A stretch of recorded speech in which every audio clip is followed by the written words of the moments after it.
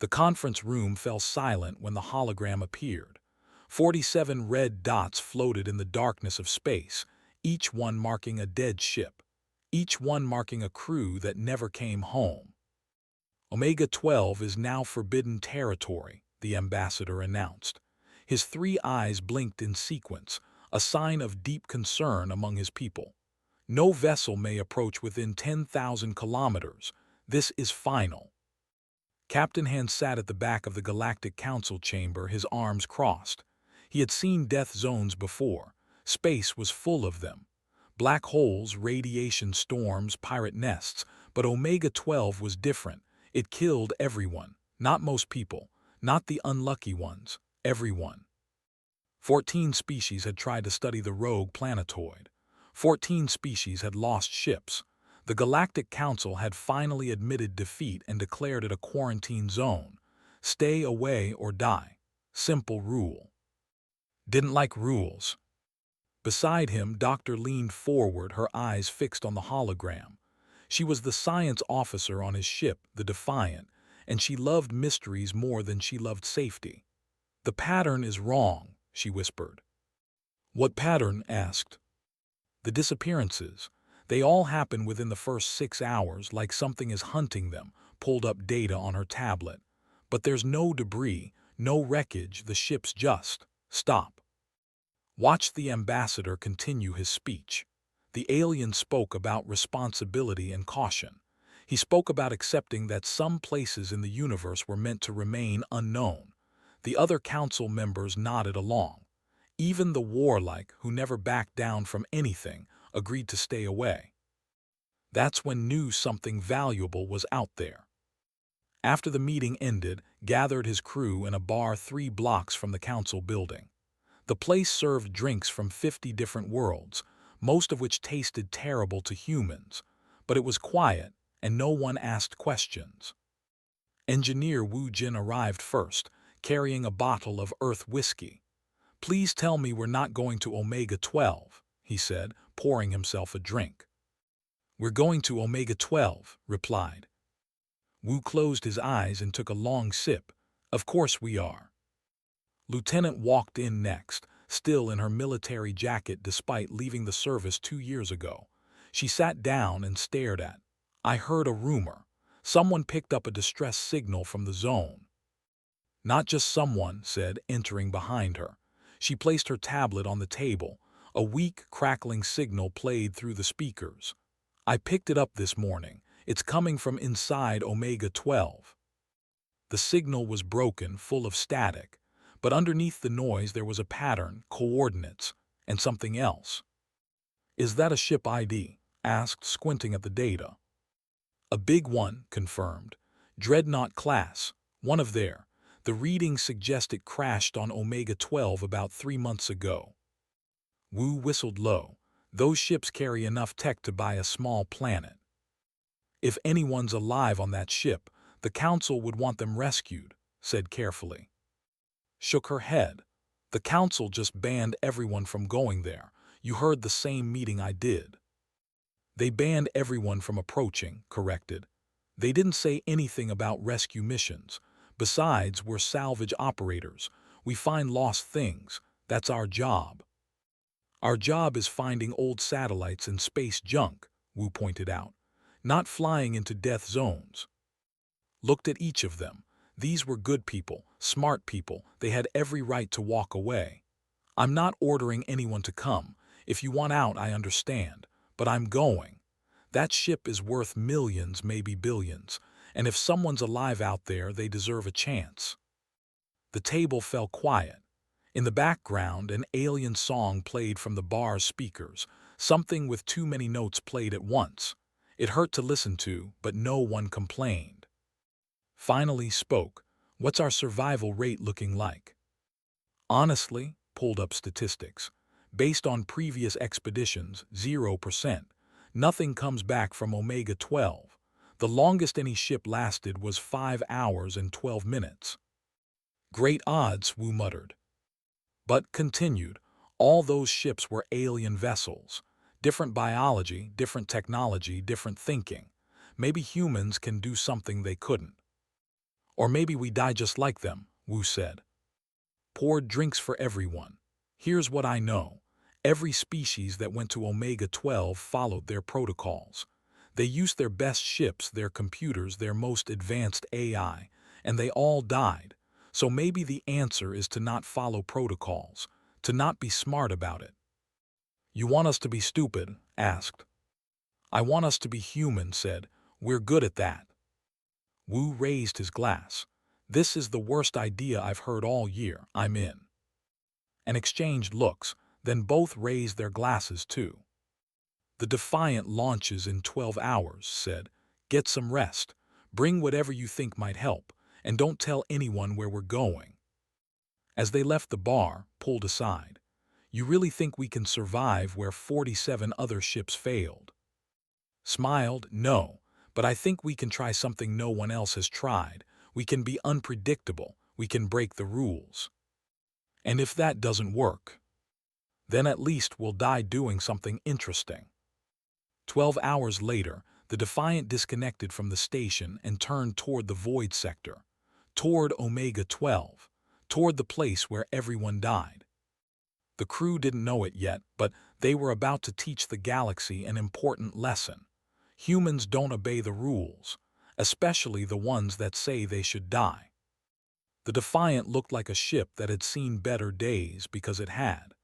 Patch marks covered the hull where meteor strikes had been repaired. The paint was 3 different shades of gray. One of the engine pods made a clicking sound that Wu insisted was character, not a problem. But it was fast and it was tough, and most importantly it was theirs. Approaching the outer boundary of Omega-12 space, announced Sung Ryu from the pilot's seat. He was young, maybe 25, with quick hands and a smile that made nervous, starting to feel the pulses now. Everyone on the bridge felt it, a wave of pressure that pushed through the ship like a slow heartbeat. The lights flickered, something in the walls creaked. That's what killed the others, asked Myra, the ship's medic. She stood near the door, medical kit already strapped to her back. That's just the welcome, said, studying her screens. The real pulses start deeper in. They get stronger the closer you get to the planetoid. Watched the main. Omega-12 hung in the distance, a dark sphere that seemed to swallow light. No stars showed behind it, no reflection on its surface, just darkness. All ships before us used AI navigation, right? Asked. Every single one, confirmed. The pulses operate on mathematical frequencies. Alien computers lock onto those frequencies automatically. Then the pulses amplify and feedback loops destroy the ship's systems. So we turn off the AI, Wu said from the engine station. We don't have AI, Sung pointed out. We can barely afford regular computers. Exactly, said Sung. I want you flying manual the whole way. No autopilot, no computer assistance, just your hands and your instincts. Sung's smile grew wider. Now we're talking. This is going to be fun. Didn't look convinced. Fun is not the word I would use. Another pulse hit the ship, stronger this time. The lights went out for 3 seconds. When they came back on, red warning lights flashed across half the consoles. Shields at 60%, Wu reported. That pulse just drained 20% in one hit. How many more can we take? Asked. At this rate, maybe 15, 20 pulses before shields collapse. Then the hull starts taking damage. Myra pulled up medical data. And our brains. These pulses are affecting our neural activity. I'm seeing increased stress hormones across the crew, some nausea, mild headaches. The other species went insane within hours, reminded them. Their brains couldn't handle the chaos. Felt the headache forming behind his eyes. It wasn't terrible yet, just annoying, like someone tapping on his skull. How are you all feeling? Like I want to throw up, Sung said cheerfully. But I always feel like that when I fly through dangerous stuff. It's normal. I'm angry, said, but I'm always angry, so that's also normal. I'm curious, added. These pulses are fascinating. I want to study them. Wu just grunted. I'm here for the money, let's grab it and leave. Realized something important. The pulses were supposed to drive them crazy, but humans were already a little crazy. The weapons designed to break alien minds were just giving them headaches and bad moods. Sung, take us in, ordered. But I want you to fly erratic, change speed randomly, turn for no reason, make our path unpredictable. You want me to fly bad on purpose. I want you to fly human. Aliens probably flew in perfect patterns, perfect formations. Let's show Omega-12 something messy. Sung cracked his knuckles. Computer, please forgive me for what I'm about to do to mathematics. He pushed the ship forward, then immediately rolled left for no tactical reason. He accelerated, then cut engines, then accelerated again at a different angle.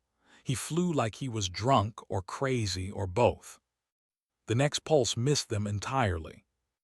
It couldn't predict where we'd be, said, staring at her screens in disbelief. The pulse fired at where we should have been, not where we actually were. Because Sung is flying like an idiot, Wu said with something that might have been respect. The best kind of idiot, Sung replied, spinning the ship again. They flew deeper into Omega-12's territory. The pulses came faster now, but Sung dodged most of them by never being where he was supposed to be. The ones that hit were getting weaker, like the planetoid couldn't get a proper lock on them. There, pointed at the screen, the crashed ship 3 kilometers ahead. The dreadnought was massive, maybe 10 times the size of the Defiant. It lay broken across the dark surface of Omega-12, its hull split in multiple places, but parts of it still had power. Lights blinked in some sections. Someone might actually be alive in there, Myra said softly. Sung brought the Defiant down carefully, landing on a flat area near the dreadnought's main section. The moment they touched down, a stronger pulse hit them. Every screen went dark. Emergency lights kicked in. Everyone okay? Called out. Define okay, Wu said. We have power, but it's going to take me an hour to get main systems back online. We don't have an hour, said. She pointed to her tactical screen, which was flickering back to life. I'm reading something moving on Omega-12, something big, under the surface. His face went pale. That's impossible. Omega-12 is supposed to be just a dead rock. It's not a rock, said, realization hitting him. It's a weapon, a very old, very smart weapon. Another pulse slammed into the ship. This one felt different. It felt angry. It knows we're here, Myra whispered. Made a decision. Sung, you're with me. We're boarding the dreadnought. Wu, keep the Defiant ready to fly. Myra, find out what we're really dealing with. And if that thing under the surface comes for us, Sung asked. Checked his pistol, even though bullets probably wouldn't help. Then we do what humans do best, we improvise. They moved to the airlock. Through the small window could see the ship. It looked dead. But so did Omega-12, and that was clearly a lie. As the airlock opened, one thought kept running through his mind. Every other species had died here following logic and training and protocols. So maybe the key to surviving was to abandon all of that, to be chaotic, to be human. The surface of Omega-12 felt wrong under their boots. It absorbed sound. It absorbed light. Walking on it felt like walking on something that was watching them. I really don't like this, muttered. Nobody likes this, replied. But we're here anyway, that's very human of us. They approached the broken hull of the dreadnought. Somewhere inside, something was still alive.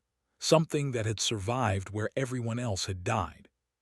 Hoped they could be just as stubborn. The inside of the dreadnought smelled like death and ozone. Emergency lights cast red shadows across twisted metal corridors.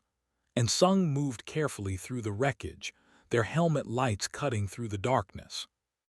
Life signs ahead, reported, checking her scanner. Faint but definitely there, 200 meters forward, lower deck. They found the survivor in what looked like a command center.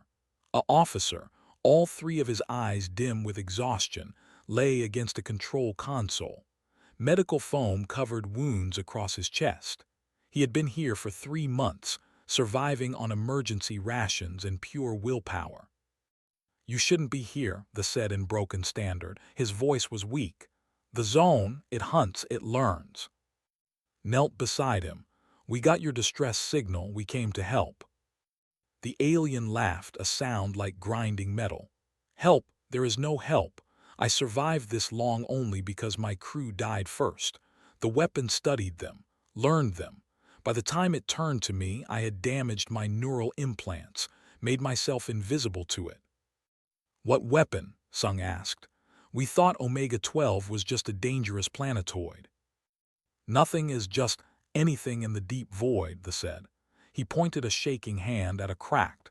Static images showed strange symbols and mathematical equations.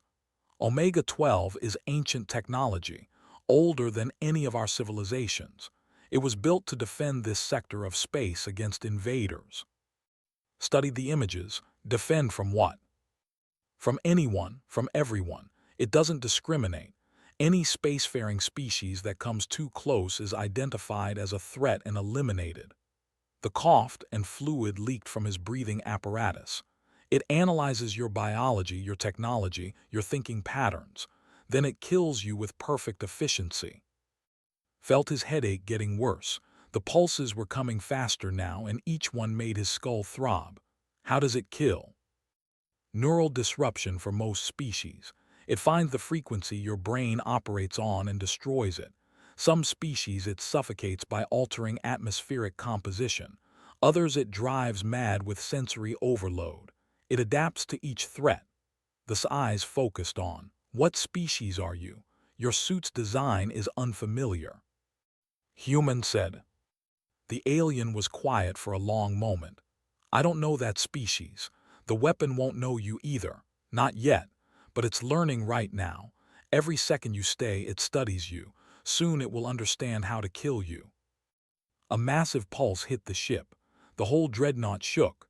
Somewhere in the distance, metal screamed as structures collapsed. Sung's radio crackled. "Captain, this is Wu. We've got a problem, that thing under the surface. It's not under anymore, it's rising, and it's big." Through the dreadnought's cracked viewports, saw movement. The surface of Omega-12 was opening like a flower. Something massive was emerging, covered in the same light-absorbing material as the planetoid. It was all angles and edges, like someone had built a mountain out of knives. "The core," the whispered. "The weapon's true form. Once it activates fully, nothing escapes. We managed to damage it during our last battle. That's the only reason I survived. But now it's repaired itself." "Defiant status," called into his radio. His voice came back, stressed but controlled. "Captain, I'm reading massive energy buildup. The weapon is preparing to fire something. My guess, a pulse specifically designed to kill humans." "How long do we have?" "Minutes, maybe less. It's analyzing our biosigns from the ship. Once it figures out how our brains work, we're dead." Back on the Defiant, was working frantically at her console. Myra stood beside her, watching vital signs from the away team. "Their neural activity is increasing," Myra reported. "Heart rate's up, stress hormones spiking. The weapon is already affecting them." "But they're not dying," said. "Look at these readings. The weapon is throwing everything at them, but they're still functioning. Why?" Myra pulled up comparative data from the dead alien crews. "Because human brains are messy. Look at this. Brains operate on 3 specific neural frequencies, very organized, very efficient. The weapon could target those frequencies precisely." "And human brains?" "Human brains are chaos. We have redundant systems, overlapping neural pathways, emotions that interfere with logic. The weapon is trying to find a single frequency to target, but we don't have one. We have thousands, all firing randomly." "Understood. We're too stupid to kill efficiently." "Not stupid," Myra corrected. "Adaptable, flexible, messy. Every other species the weapon encountered was specialized, evolved for specific environments. Humans evolved to survive everything by being good at nothing in particular. Another pulse hit the ship. This one made Snow's bleed. Well, the weapon is getting better at understanding us. We need to do something unexpected. Like what? Thought fast. The weapon operated on logic. It studied patterns and exploited weaknesses. Every species before had tried to fight it logically, using their best technology and training. They had failed. "Get me a connection to Wu," said. "I have a terrible idea." Back in the dreadnought was helping to his feet. "Can you walk?" "Barely, but I can provide information. The weapon has one weakness. It cannot adapt to something it cannot understand. Pure chaos confuses it." "Then we'll give it chaos," said. He activated his radio. "All crew, this is the captain. New plan. I want everyone to start acting as irrationally as possible." What?" Sung asked. "The weapon expects us to be logical, to follow training, to do things that make sense, so we do the opposite, we become unpredictable." Smiled grimly. "You want us to be crazy. I want us to be human." On the Defiant, Wu received instructions and stared at her like she had lost her mind. "You want me to do what to the engines?" "Route all excess power into the entertainment system," repeated. "Maximum volume, every speaker on the ship." "That's insane." "Exactly. The weapon is listening to our energy signatures, trying to predict our technology. Let's give it something it's never heard before." Wu shrugged and started rerouting power. "This is either brilliant or we're all going to die stupidly. Can it be both?" Moments later, music blasted from the Defiant speakers at volumes that made the hull vibrate. Old Earth rock music, pumped through external speakers that were never meant for this purpose. The sound waves rippled across Omega-12's surface. The weapon's energy buildup stuttered, stopped, started again confused. "It's working," shouted over the noise. "The weapon is trying to analyze the music. It thinks it's a weapon." In the dreadnought felt the headache suddenly ease. The pulses were becoming erratic, less focused. "Keep it up, Defiant. Whatever you're doing, don't stop." The officer looked at with something like awe. "You're fighting an ancient superweapon with noise." "We're fighting it with humanity," corrected. "And humanity is very, very noisy." They ran for the exit, half carrying the injured. Behind them, the weapon's core was rising higher, trying to target them. But every time it prepared to fire, the music threw off its calculations. 30 seconds to the Defiant," said. The weapon figured out music wasn't dangerous. It started charging again, faster now. This time, the pulse would kill them all. "Had one more trick, one more piece of human chaos." "Sung," he said, "remember when you said you wanted to do something fun?" "Yeah." "Crash the dreadnought into that thing." Sung stared at for exactly 2 seconds before grinning. "Best day ever." He sprinted toward the dreadnought's damaged bridge with Wright behind him, and the officer moved as fast as the alien's injuries allowed, heading for the Defiant. "This won't work," the said, breathing hard. "The dreadnought has no power for engines, it's dead." "It has emergency thrusters," replied. "And it has gravity. And most importantly, it has a very crazy human pilot who doesn't know when to quit." They reached the Defiant's airlock just as another pulse hammered across the surface. This one was different, focused, angry. The weapon had stopped trying to understand them and started trying to simply destroy everything. "Myra, get him stabilized," ordered, passing to the medic. "What's our status?" His face was pale, blood still trickling from her nose. "The weapon is charging something big. Energy readings are off the scale. Whatever it's preparing, it will vaporize everything within 100 kilometers. "How long?" 3 minutes, maybe less. On the dreadnought's bridge, Sung was bringing dying systems back to life through pure stubbornness and creative swearing. Worked beside him, manually connecting power conduits that should have been impossible to activate. "This ship is basically scrap metal," said, sparks flying from the console she was working on. "We're not going to get much thrust." "Don't need much," Sung replied, hands flying across controls. "Just need to point this giant hunk of metal at that bigger giant hunk of metal and let gravity do the rest. Physics is physics." That thing is an ancient superweapon designed to destroy civilizations. And this is a really heavy spaceship moving really fast. Sometimes the old solutions are the best solutions. Laughed despite herself. "You're insane." "I'm human, same thing." They got the emergency thrusters online just as the weapon's core rose to full height. It was massive, easily 5 times the size of the dreadnought. Its surface rippled with energy patterns that hurt to look at. Mathematics made physical, death given form. Sung activated the thrusters. The dreadnought groaned like a dying beast, but it moved, slowly at first, then faster. The weapon detected the movement and tried to fire a pulse to stop them. Sung was already gone, sprinting for the emergency escape pods with. The pulse hit the empty bridge and tore through it like paper, but the dreadnought was already moving, already committed. Momentum carried it forward. On the Defiant, Wu was performing miracles at the engine controls. "Engines at maximum. We can lift off, but our shields are at 30%. One more pulse and we're toast." "Then we make sure there's no more pulses," said. "Prepare for emergency takeoff the moment Sung and are aboard." Jun Lee, the navigator, was frantically calculating escape routes.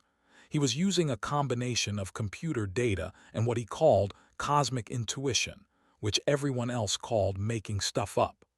But somehow his random guesses usually worked. "Best exit vector is straight up," Jun said, "through the weapon's energy field." "That will kill us," pointed out. "Probably, but staying here will definitely kill us. 60% death is better than 100% death." "That's not how math works," protested. "It's how human math works," Jun replied cheerfully. Ara Song, the communications officer, was doing something that should have been impossible. She had hacked into the weapon's external sensors and was flooding them with data. Random data, useless data, memes and viral videos from old Earth archives, cooking recipes, arguments about movies, anything and everything that had no logical purpose.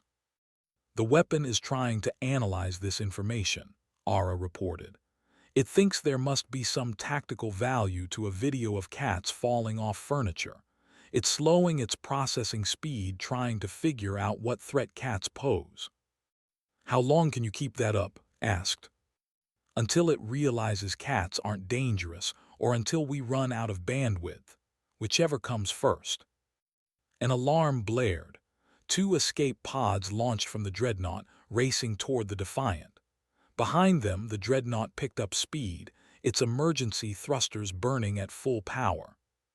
The weapon finally understood the threat. It tried to fire at the dreadnought, but Sung had programmed the thrusters to fire in random patterns. The massive ship wobbled and spun like a drunk dancer, impossible to target accurately.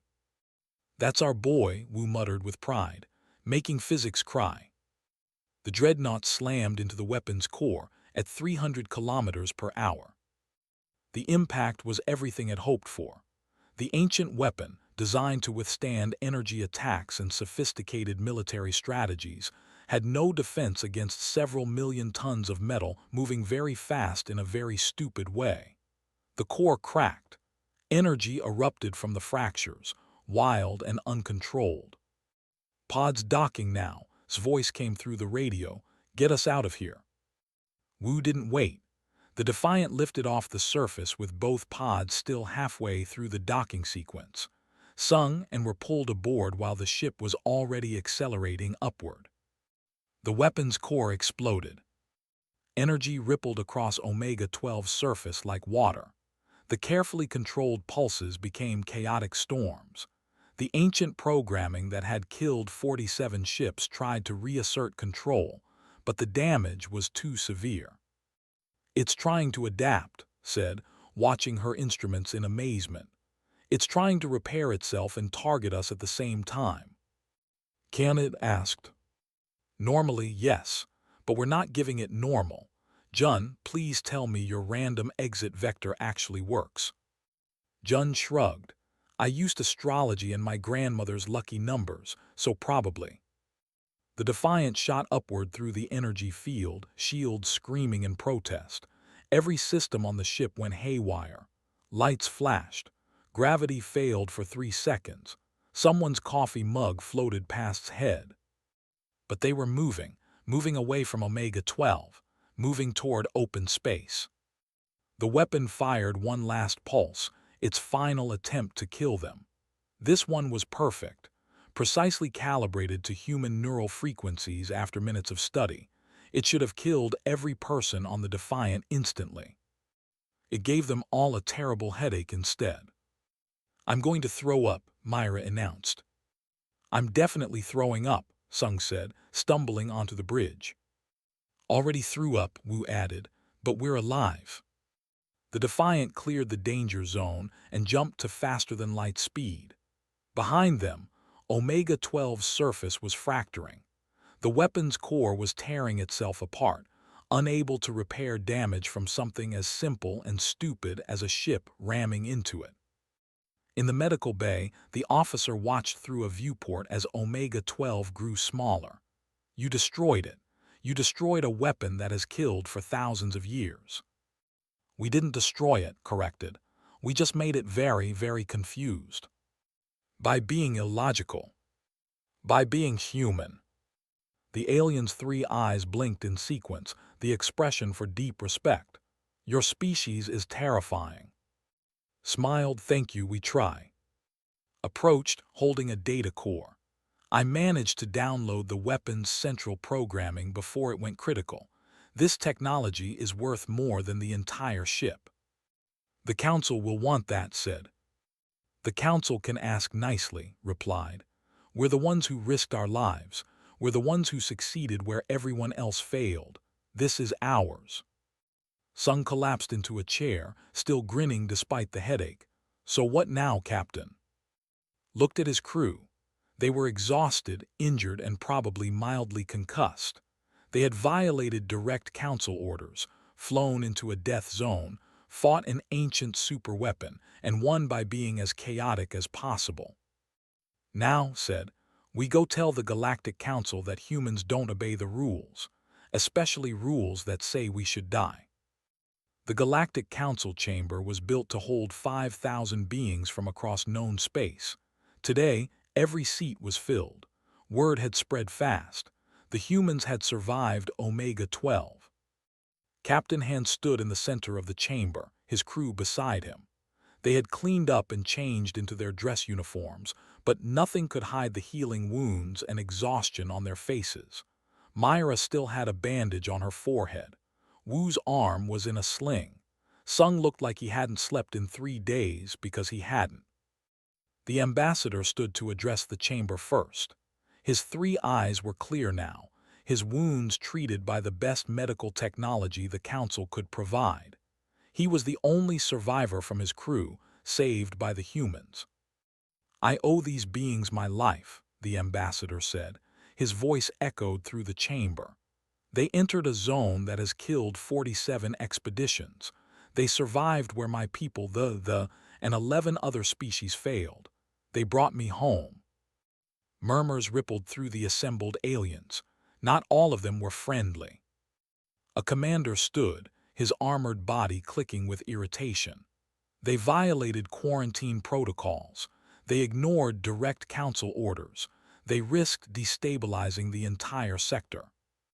We also stopped an ancient weapon from killing anyone else, said calmly. You're welcome. The chamber erupted in shouting. Some species praised the humans, others condemned them. The representative accused them of recklessness. The diplomat called them heroes. It was chaos. The council speaker, an ancient being from a species so old no one remembered their name, raised one crystalline hand. Silence fell immediately. Captain, explain how you survived when all others died. had prepared a speech, something diplomatic and careful, but standing there looking at thousands of alien faces, he decided the truth was better. "We survived because we cheated," said simply. More murmurs, confusion this time. Every species that went to Omega-12 brought their best technology, their most advanced AI, their perfect tactics, and the weapon killed them all because it could predict everything they would do. It studied logical behavior and exploited it. Gestured to his crew. "We brought old equipment, damaged ships, and no AI. We flew drunk patterns. We played music at volumes that damaged our own ears. We crashed a ship into the weapon because that was the thing we could think of. And it worked." "You succeeded through incompetence?" a alien asked, genuinely confused.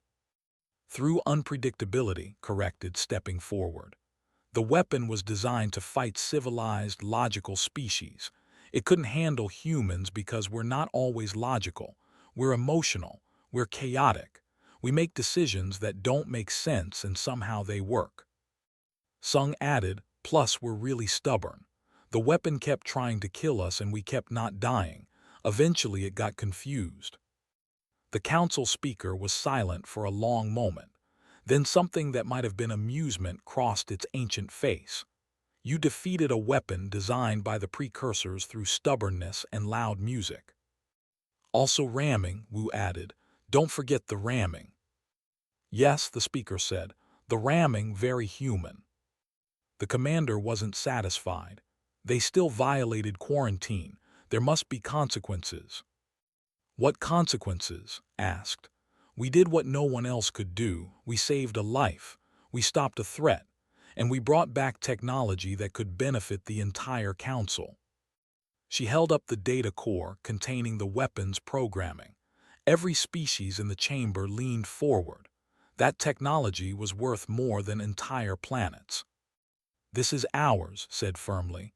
"We earned it, but we're willing to share what we learned for a price." "You dare bargain with the council?" they demanded. "We dare survive Omega-12, replied. "That should count for something." The council speaker raised its hand again. "The human captain is correct. They have done what we all believed impossible. The laws of salvage are clear. What they recovered is theirs by right." "However," the speaker continued, and felt his stomach sink, "there must be recognition of the danger humans pose." "Danger?" asked. "We saved someone." "You also destroyed council property, violated quarantine, and demonstrated that human unpredictability is a threat to established order. Therefore, the council declares a new regulation." The speaker's voice boomed through the chamber. "Human clause, Section Omega. Any quarantine zone in which humans express interest shall have its danger classification increased by 3 levels. All surrounding sectors shall be evacuated as a precautionary measure." Silence. Then Sung started laughing. He tried to stop but couldn't. Soon the entire human crew was laughing. "You're classifying us as a natural disaster?" asked between laughs. "A unnatural disaster," the speaker corrected. "You are too unpredictable for standard safety protocols." The ambassador spoke up. "I respectfully disagree with this classification. The humans should be recognized as heroes." "They are heroes," the speaker agreed. "Dangerous, chaotic, illogical heroes, but heroes nonetheless." A diplomat raised a tentacle. "What happens to Omega-12 now?" Brought up a hologram. It showed the planetoid breaking apart, its core shattered. "The weapon is destroyed. The pulses have stopped. In a few months, Omega-12 will be just space dust." "Then the humans have eliminated a threat that has existed for," they said. "Surely that deserves reward, not restriction." The council speaker seemed to consider this. "Very well. The human crew of the Defiant is hereby granted salvage rights to all technology recovered from Omega-12. They are also awarded the Council's Star of Valor for exceptional bravery." Additionally, the speaker added with what might have been humor, "they are banned from entering any other quarantine zones without explicit council permission. which will never be granted. Smiled, fair enough. 6 months later, the Defiant was back at the same station where this all started. But now it had new paint, new engines, and upgrades that made Wu cry with happiness. The money from selling parts of the weapon's technology had made them all wealthy. Sat in the same bar, drinking the same terrible alien liquor.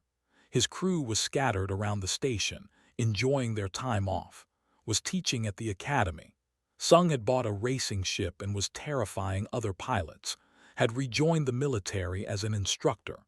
Wu was designing new engines that violated several laws of physics. The news screens above the bar showed a special report. Human tourism company opens Omega-12 Extreme Tour. Despite council warnings, thousands sign up. Watched as an elderly human woman was interviewed. She looked directly at the camera and said, "My grandson told me this place used to be dangerous. Well, I've seen worse at family dinners. Where do I sign up?" Recognized her. She was Sung's grandmother. His communicator beeped. It was a message from the council. Another quarantine zone had appeared. Another place where ships disappeared. Another mystery that no one could solve. The message ended with a note, "Humans, please stay away." Looked at the coordinates. He looked at his drink. He thought about his crew, scattered across the station but always ready for the next adventure. He sent a message to everyone. "New job, same rules, be ready to leave in 12 hours. The responses came back immediately. "What are we breaking this time?" Sung, already warming up the ship. "This better not be another death zone."